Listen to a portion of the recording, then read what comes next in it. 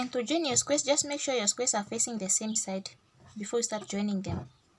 You can choose which side you want to be the wrong side and which one is going to be the right side. It's very much up to you. Just make sure your squares are all facing the same side before start joining them. And to join them, actually I'm going to use the same yarn color I have used to make the last round, but it's very much up to you to use any yarn color of your choice. The reason I'm using the same yarn color is just because I want to make the perfect invisible joining.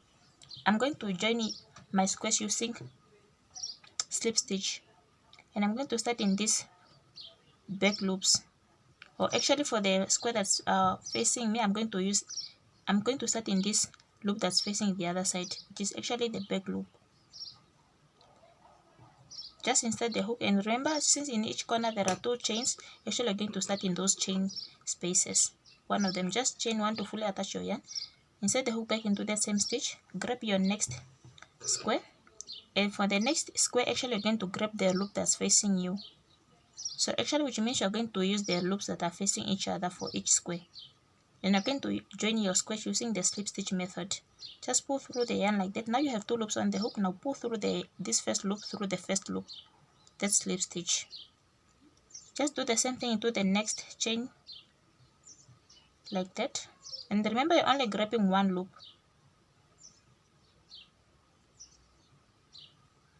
Slip stitch like that. And that's just what you're going to do to join all your pieces together.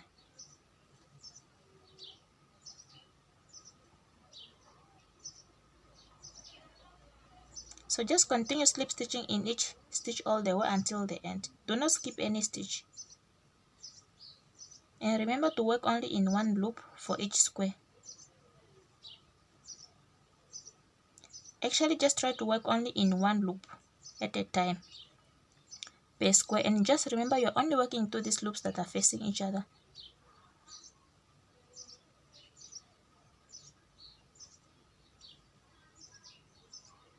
So just go ahead until you are done, and this is how your work must start to look like this. This is going to be the inside of the cardigan, and this is going to be the outside of the cardigan, which means the outside of the cardigan, this is how it's going to look like.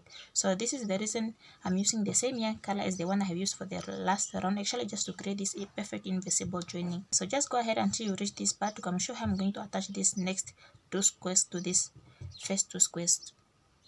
So once you reach this point, just continue actually doing the same thing that you have been doing throughout. Remember also to work into this chain 2 spaces like I said in the corners. Do not skip them.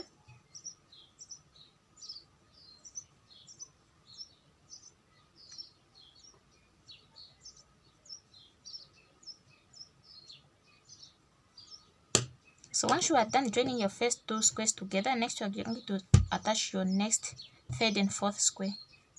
And then actually just going to repeat the same thing. You have attached your first 2 squares together. Just try to look for this chain 2 spaces in the corners like this. Insert the hook in there, as well as into the first chain 2 in the other squares. In the other square, I mean.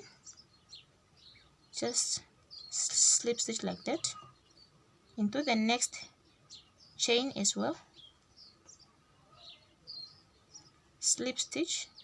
So just go ahead, do the same thing you have done for joining your first squares together until you have fully joined all your squares together. And this is just how your things are going to look like. Don't worry about this gap in between here, just looking like this because you haven't joined them this way. But you're going actually to fill up this space once you start joining your squares from the other side, actually from the other side going down like this. For now, just go ahead until you have joined all your squares together like these ones until you reach this point.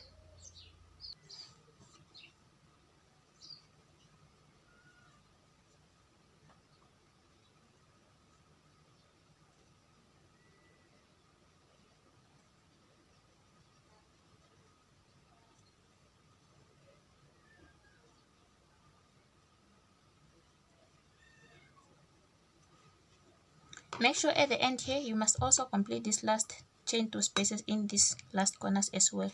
Then before you cut off the yarn, just chain 1 and you can cut off the yarn. It's actually just the same process you're going to do until you have fully joined all your squares together, depending on the panel that you are working on. In this case, I have just demonstrated how I'm going to join my squares, but I have used the sleeves. That's why I'm only having 3 squares. So just go ahead until you have fully joined your squares and before you cut off the yarn. So next, actually, I'm just going to show how you are going to join your squares across like this. But in this case, let me just show on the back panel that I've already done halfway. This is how the thing is looking like. So let me just show you how I'm going to join my squares across like this, having one side already joined. So now I'm just going to do the same process, joining them like this. Just start off by making a slip knot.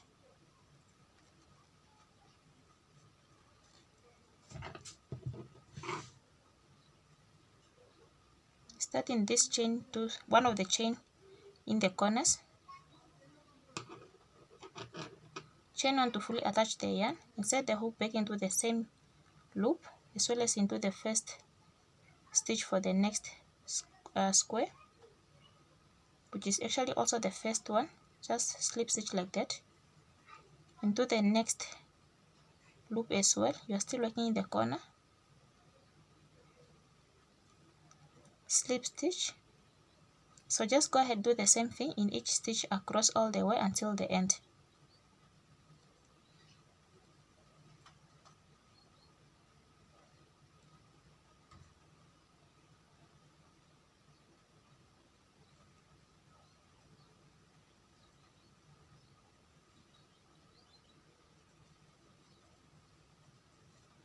Like that. So just go ahead all the way until you reach this point. Once you reach this point, I'll come meet you here to come show how I'm going to do this part.